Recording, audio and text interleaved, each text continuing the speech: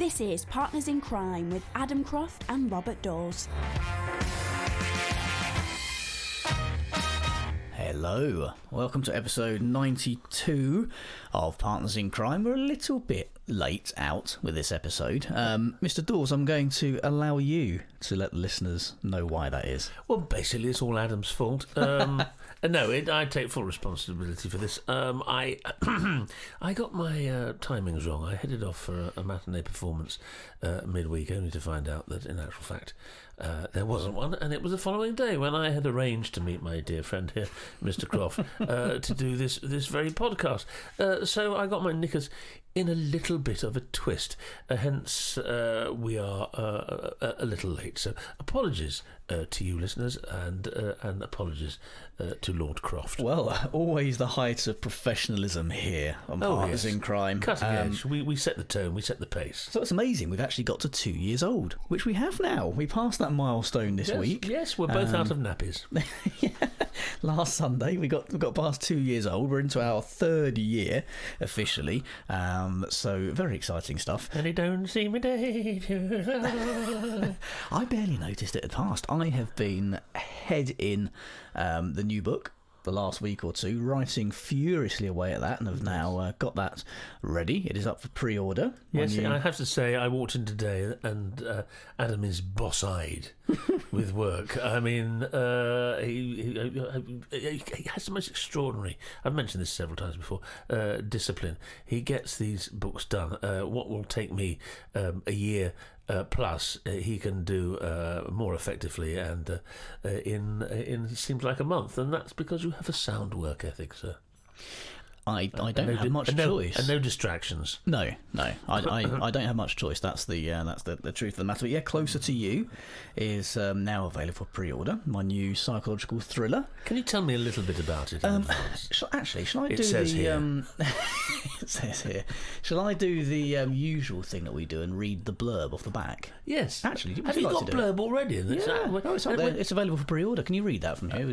I can. I can't do without my glasses, but I can. How about make it bigger? That's marvellous. There we go. That's gosh, it's like the Odeon. Out loud. Leicester Square. Oh, I'm reading it. What if your loved one wanted you dead?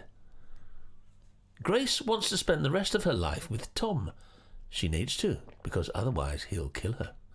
He is the perfect gentleman. He's kind, attentive and caring. Her family love him, and he needs Grace dead. But why? As the feeling grows that Tom is not as perfect as he seems, he begins to slowly and systematically destroy her life. Can she discover the truth and escape with her life? I've just realised how badly written that blurb is, actually. I'm going to have to fix that. But yeah, that is don't put it down to his blurb. Put it down to my reading.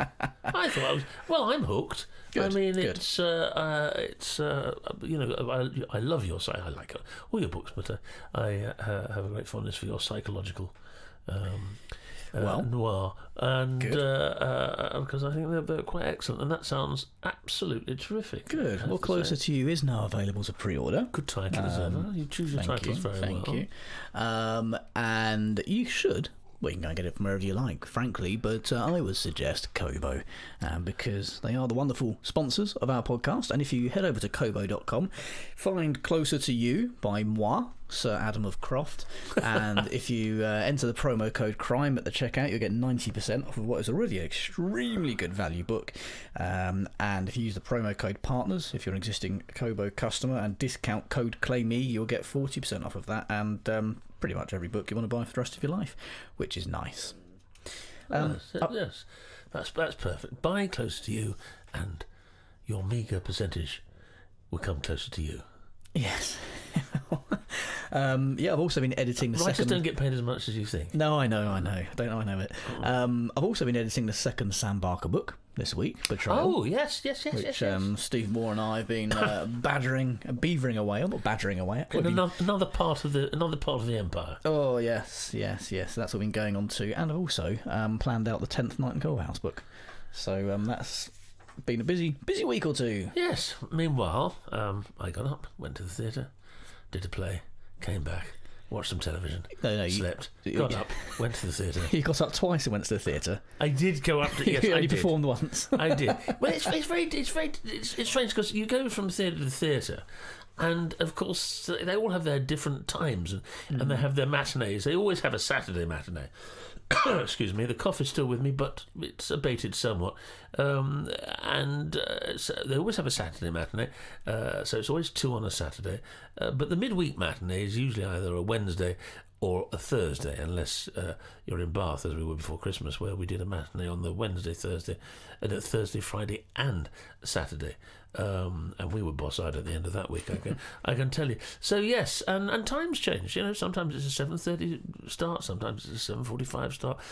This week, for instance, is an 8 o'clock start. So you have to keep your eye very much on the ball and not take for granted that you know what it's going to be, which obviously I didn't accomplish this week. No, well, So at least I got to the matinee on the following day. You did, yeah. That's the worst thing, is when you forget the day that the matinee is actually on, and you're here doing a podcast, and the phone goes, "Where the hell are you? You're due on stage in 25 minutes." in Bath. In Bath. So yeah, that's never happened to me, thank goodness. But I know some people to whom it has. Ooh. Yes. Do we get any names? No. No, okay. They know who they are. Somebody else who's been very busy recently is somebody called J.K. Rowling. Oh God, that rings a bell. No, never heard of her. But she apparently has finished writing her highly anticipated book from her popular crime series Cormoran Strike, according to the Metro. She shared the first draft to her fans on Twitter, and it looks like a fantastically long read, apparently. It's the 5th Cormoran Strike book she's been writing as under the pseudonym of Robert Galbraith. The series so far includes The Cuckoo's Calling, Silkworm, Career of Evil and Lethal White, with the first in the series following the life of the PI Cormoran Strike, who unravels the supposed suicide of a supermodel. She posted a picture of the book, actually, and it looks enormous. Look at that stack of papers, Bob. Oh my goodness me! So that is huge. She has certainly been busy. In Publishers Weekly this week, I noticed that they have announced the 2020 Edgar nominees. Now, it's the awards in America to coincide with the 211th birthday of namesake Edgar Allan Poe, writes Publishers Weekly. The Mystery Writers of America has announced its nominees for the 2020 Edgar Awards. I'll run through them quickly. Best Novel. The nominees are Fake Like Me by Barbara Borlands, The Stranger Diaries by Ellie Griffiths, friend of the show, The River by Peter Heller, Smoke and Ashes by Abba Mukherjee, Good Girl, Bad Girl by Michael Robotham. The nominees for Best First Novel by an American author are My Lovely Wife by Samantha Downing, Miracle Creek by Angie Kim, The Good Detective by John McMahon, The Secrets We Kept by Lara Prescott, Three Fifths by John Vercher. Never very good at fractions. You can take that one out. That Go one's to not the back winning. of the class, Croft. American Spy by Lauren Wilkinson. Best Paperback Original, Dread of Winter by Susan Alice Bickford, Freedom Road by William Lashner, Blood Relations by Jonathan Moore, February Sun by Alan Parks, The Hotel Neversink by Adam O'Fallon Price, and The Bird Boys by Lisa Sandlin. There's also, interestingly, a category called Best Fact Crime, which sounds like an awkward way of saying true crime or non-fiction. The nominees there are The Ghost of Eden Park by Karen Abbott, The Less People Know About Us by Axton Betts Hamilton, American Predator by Maureen Callahan, and Norco 80 by Peter Houlihan. They have a critical and biographical section, a best short stories section, best juvenile, best young adult, and best television episode teleplay. Not best series, best episode.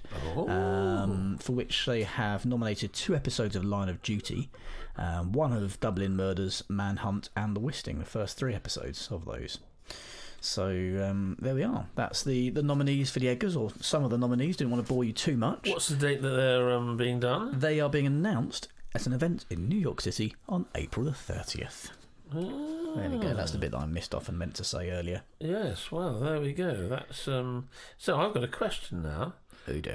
That here's a question. See, I put this out there, and I'm sure listeners will know, but in the world of search engines, you put out questions and you know that people can either get the answer sometimes quicker than people who actually know it. Certainly in my case, I go, oh gosh, yes, I know that, by which time someone next to me has Googled it and come up with the answer. But I'm going to ask you this question, and here it comes. What is the connection between Cormoran Strike and the Granada version of Sherlock Holmes starring Jeremy Brett? I don't know. Okay. I'll just give some Googling time for people out there, but some of our listeners will know immediately. Alexa, what is the connection between? Here we go. And the connection is that Cormoran Strike is played by an actor called Tom Burke. And the first Dr. John Watson in the Jeremy Brett Sherlock Holmes was played by his father, David Burke. Ah, fair there enough. we are. There we go. Yes, I think everyone feels a lot better for that little bit of information, don't they? There we go. And you know how we keeping like it in the family. We know how we like a segue on this show. Yes. You talked there about a couple of books. Yeah. And we ought to have some segue music that you actually just pop in. We should. When you're about to go into a segue. Rather than two Burkes, how about a Burke and Hare? Which, of course, links to Edinburgh, which is in Scotland. And this week... It is. You see, you learn something new on this show and every this week, a charity shop in Aberdeen has put out an urgent appeal for Scottish crime novels. This is according to the Press and Journal. A charity shop is calling on the public to donate copies of books to satisfy Aberdeen's appetite for Scottish crime fiction. The Oxfam Books and Music Shop, which is located on the city's backwind... Careful now. That must be with a Y, I trust. It is with a Y, yes. Slightly less funny, but even so. Has issued an appeal for paperbacks after announcing its stock is very low. This is straight out the Press and Journal. Manager Marion Craigie said the store is especially interested in receiving Scottish crime novels, which have become increasingly popular since Aberdeen began hosting an annual festival dedicated to the genre. Which has been covered. Yes. Cough, cough, Granite Noir. Some sought-after books include those by best-selling writers Stuart McBride, Ian Rankin, Peter May and Chris Brookmeyer. And I should put this out as a public service announcement. Those interested in donating copies of their Scottish crime novels should get in touch with Oxfam by phoning 01224 642490. Oh, that's very nice. Well, we had a lovely time at Granite Noir. As we said, we had a live broadcast. Well, as much as you can call it a live broadcast. I was there and I was alive. That's fascinating. Well, there we are. That's it. Send your books to Oxfam in Aberdeen, which it's in Scotland, isn't it? It is, yes. And they will be welcomed, and they're very much needed. And it's, of course, crime for a very good cause. It is indeed. Your turn. Right, yes. Now, here we go. One of my favourite authors from my youth was a gentleman called Georges Simenon. And this week... I thought you were going to say like Heracles or something. Yes. Aristotle. Thank you very much for that. The mystery of the Parthenon. Sam Jordanson in The Guardian writes this week, last month, Penguin republished Maigret and Monsieur Charles, the last Maigret written by Georges Simenon, in a new translation by Ros Schwartz. It marks the end of what author John Banville called a positively heroic publishing venture. Over the past 6 years, Penguin has brought out all 75 of the Maigret books, and that Simeon wrote, producing a new translation every 6 months, which is, as Banville says, a fitting monument to one of the greatest writers of the 20th century. It feels like a good reason to investigate Simeon here on Partners in Crime. We, or Reading Group, if you follow the Guardian, we can discover why André Gide called him perhaps the greatest and most truly a novelist in contemporary French letters, why Camus said he learned from him, why Muriel Spark and Henry Miller adored him, why William Faulkner compared him to Chekhov, why the famous Belgian remains one of the most widely read French-language writers of the 20th century. Simeon's genius is well recognised and his fans are legion, but he has always attracted a few doubters. He wrote more than 400 books. There we are. That's the gauntlet thumping to the ground for you there. Going at a ferocious rate. Naturally, he couldn't maintain standards in all of them, and it has been asked if he properly cared about any. There's a joke that Alfred Hitchcock once wanted to talk to the writer on the phone and was told that he was unavailable because he was working on a new book.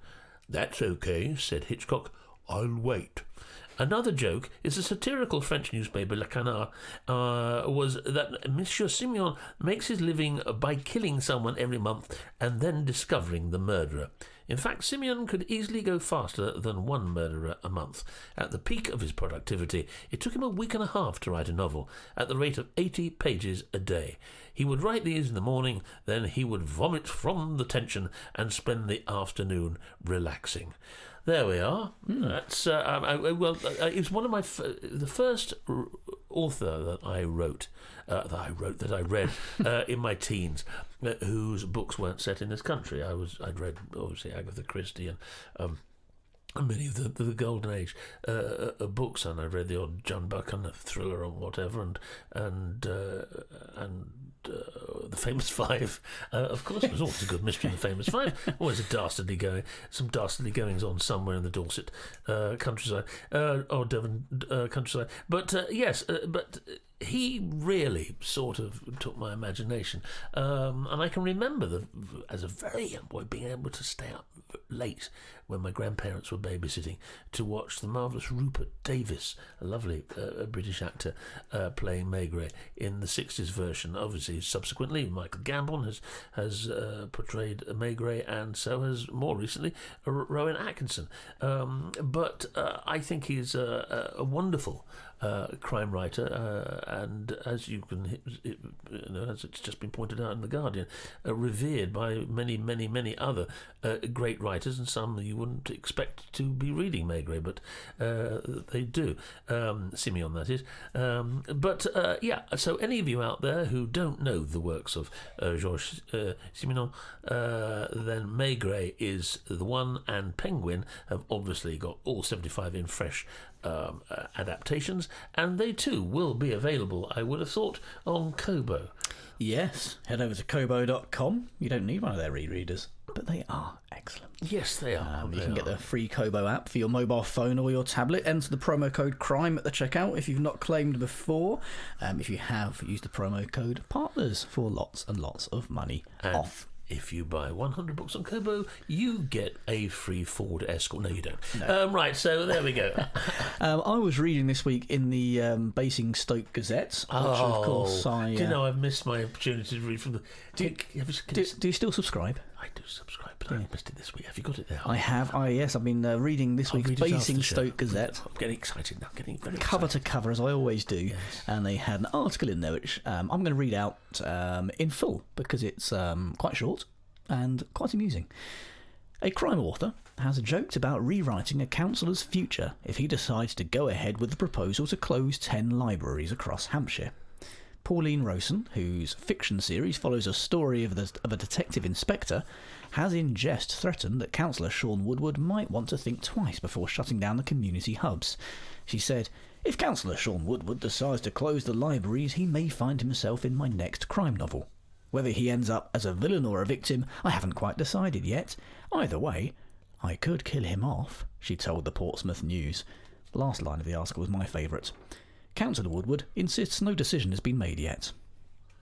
Good grief. There we are. Well, there we are. Do you know, I thought that was going to be a report on the Basingstoke Indoor Bowling Championship, which I'll bring you up to speed with that. That was on page 2. That was on page... Yes, right, yes. Didn't quite hit the front page of the Basingstoke Gazette, but then again, so much goes on in Basingstoke, it's a challenge. Well, it is. I think. Have you ever been to Basingstoke? What do you think?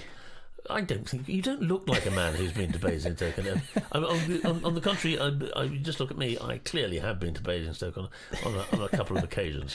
Is there a good theatre there? Well, yes, I've been to the theatre there. I don't know whether it's open now. It used to be a professional theatre. I think it still is. Nice theatre, nice town. So yeah, this is go, and especially if you're interested in indoor bowls. Shame about the libraries, though. Yes, a great shame about the libraries, but that story can pretty much go nationwide, can't it, at the moment? Well, yes, it's gone worldwide now. We just read it out in Partners in Crime. Yes. Did you know? Did I tell you actually? We there are something like 212 recognised countries and overseas territories in the world. Partners in Crime, at last check, has been downloaded, streamed, listened to, however you want to phrase it, in 181 of them. Goodness, are you kidding me? No. Really? Yeah. Wow. So there we go. I'm absolutely, I'm vaguely speechless for So once. that news has officially broken well beyond Basingstoke. So, goodness me. So we're wanted on wanted posters internationally. Yeah, I think we're basically just missing North Korea. Yes. The Wallis and Fortuna Islands and Vanuatu, I think. Oh, well, I'm sure we can put. put those right. We can, yes. I'm sure we can. Yeah, so there we go. Send a letter to Trump and ask for an introduction. Well, maybe For North Korea. maybe he's a listener. Yeah. Oh, well, that's fascinating. If you're out there, Donald, call me. That's put a spring in my step. Well, it would do if I was actually walking, instead of sitting here with my lovely black coffee. So a writer that's been recommended to me on several occasions, and who I've never had a chance to acquaint myself, is Ruth Ware. I can hear people going, "What? He's never read Ruth Ware?" Well, I haven't read Ruth Ware. Who? Ruth Ware. Get it? That's it. So I've been looking into Ruth Ware book, and I have bought my first one, and I will tell you a little bit about it because this one has been recommended particularly, as I say, by people who seem to know what they don't seem, they do know what they're talking about. It's a book called The Turn of the Key by Ruth Ware. It was the dream job. It would become her worst nightmare. I like this. We like these things, don't we? We do. I know you do in particular, but I like them too. So, when Rowan stumbles across the advert, it seems like too good an opportunity to miss. A live-in nanny position with a very generous salary. And when she arrives at Heatherbray House, she is smitten by the luxurious, smart home fitted out with all modern conveniences by a picture-perfect family. What she doesn't know is that she is stepping into a nightmare, one that will end with the child dead and her in a cell awaiting trial for murder. She knows she's made mistakes, but she's not guilty, at least not of murder, which means someone else is. We'll hold you captive until the brilliant ending, says Shade Lapina. Full of chilling menace and sinister secrets, The Turn of the Key is a gripping, modern-day haunted house novel that will keep you reading through the night, says someone else, because I don't know who said that, but Wasn't me. That was Fred. Or maybe it was Frida. The Queen of Creepy Crime, says the Metro. Who was the last person to tell me? I was on board a ship and someone said, have you read Ruth Ware? Her books are absolutely terrific. So I have just downloaded The Turn of the Key from the many times aforementioned Kobo, and so that will be my read next week when I'm not actually getting through with great pleasure the new Ian Rankin. Lovely. And I did just double check while you were talking there, and since I last verified that statistic, we've apparently added on another 9 countries, 191 now. We 191 countries. People Yeah. in 109. Well, there we are, listeners. You're in very good country, very good company. Well, there's a big list of 82, and then it says plus 109 others. So I've just added those together, basically. UK, United States, Australia, the biggest, Canada, Ireland, New Zealand, Sweden, Germany, France, and it goes all the way down. We've had one listener in Vietnam, one in Albania, Cape Verde, do I Yeah. see? One in Cape Verde. one in Iraq, Hello, Cape Verde. Hope one in you're well. Kazakhstan, Yes. Peru, Jamaica, 2 in Guernsey, Yeah, that'll be Fred. Yeah. Lebanon, Yeah. the Turks and Caicos Islands. We've had 3 there. 3 hello Turks and Caicos Islands. Yeah, there we go. Jersey, Hope you're still listening. twice as popular as Guernsey. Controversial, I know. Sounds like lyrics to a song.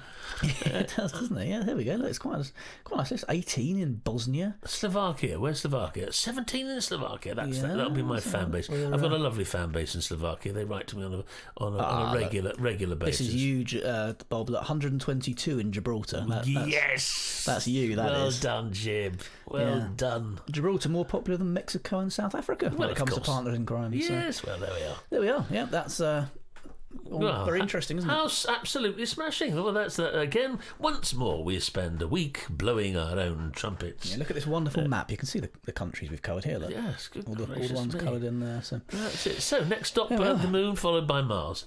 I suppose. Well, why not? Yeah, We'll send off our own doing all right. satellite, shall we, with the complete podcast of Partners in Crime, which will actually venture through the galaxy. We'll speak to Elon Musk. Ian, See if we can. hello, Ian. Can we do a deal here? We've got loads of material, and can you imagine? The full set of Partners in Crime, or even indeed one broadcast, actually being the first thing that alien life in a distant galaxy hears? Us sitting in this lovely studio in mid Bedfordshire. I wonder how much they'd be able to figure out about human life that was in any way positive. Well, probably not a whole lot, especially if they're tuning in and listening to me spluttering trying to say 3/5 by John Virtue.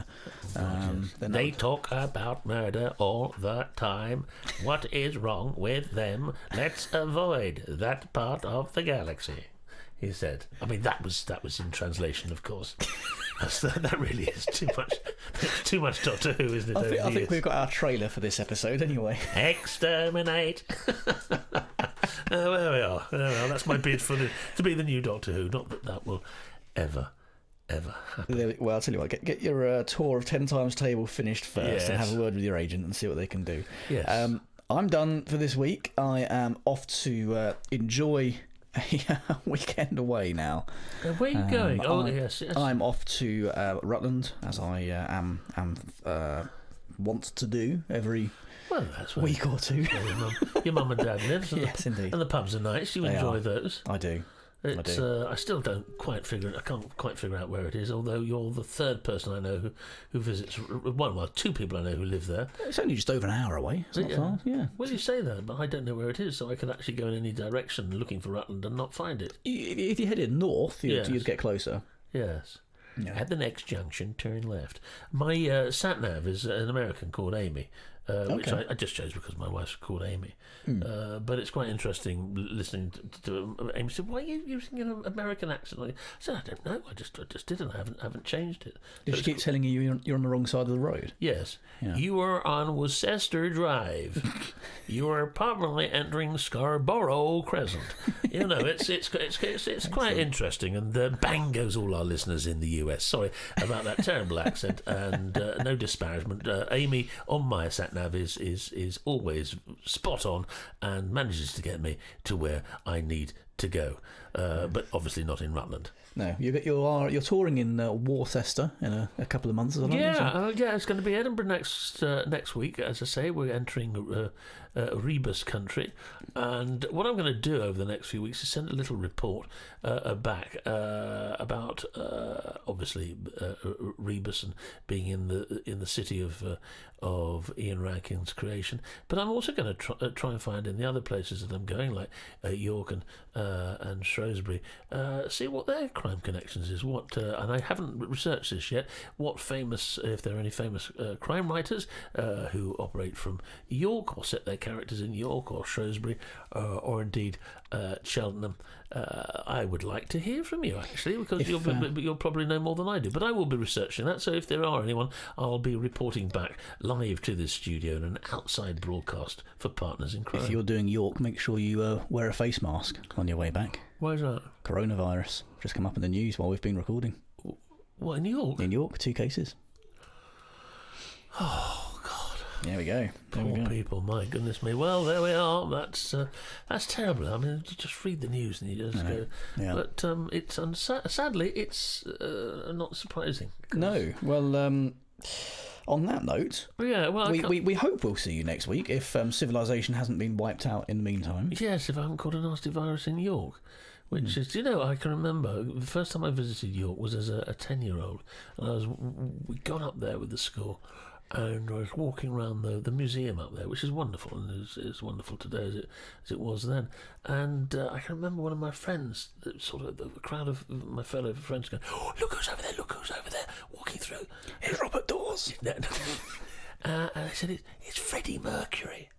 And I can honestly say I hadn't got a clue who Freddie Mercury was. I mean, and I subsequently found out, of course. So, and I saw him live. It was probably fairly early days of Queen, actually, wasn't it? Yeah, it was. But he was very sweet. I mean, we went over, and even though I didn't know who he was, I got his autograph, which was fairly common. Him, I remember, and a couple of years later, Leslie Crowther. And so, yes, I was fairly eclectic in my autograph hunting or whatever. But my first autograph was Rory Underwood. Really? Yeah. Good grief. Good Lord. I know. Well, nowadays, of course, it's not just the autograph. I mean, you come out and there's this. Everyone wants to. It's like something from Little Britain. Everyone wants a selfie. You know, so the autograph is sort of secondary to hunt. Well, it's not actually. I mean, they turn up at stage doors and bless them with all their photographs and whatever, and then there's the obligatory selfie, or which always goes wrong. So basically, what happens is to get in and out of the theatre. And I'm not complaining. It's very nice that they turn up. It's very nice that they're interested. But actually getting in and out takes twice as long now because you don't only have to do the autographs, you actually have to wait for the selfie, which again is very nice, but it's quite a time-consuming thing. It's one of the areas where technology has not speeded up things. And I should be so lucky I can hear people listening. Is that the sound of a tiny violin, or is it our theme tune? Yes. Is it a theme tune? Do you think it's time to... You're going to cut me off. I'm going to continue speaking because you're just cut me off at any particular... Partners in Crime was presented by Adam Croft and Robert Daws and produced by Adam Croft. The theme tune was by the Caesareans. The Partners in Crime logo and imagery were designed by Stuart Beisch. Partners in Crime is sponsored by Kobo, your favourite local bookshop, perfected.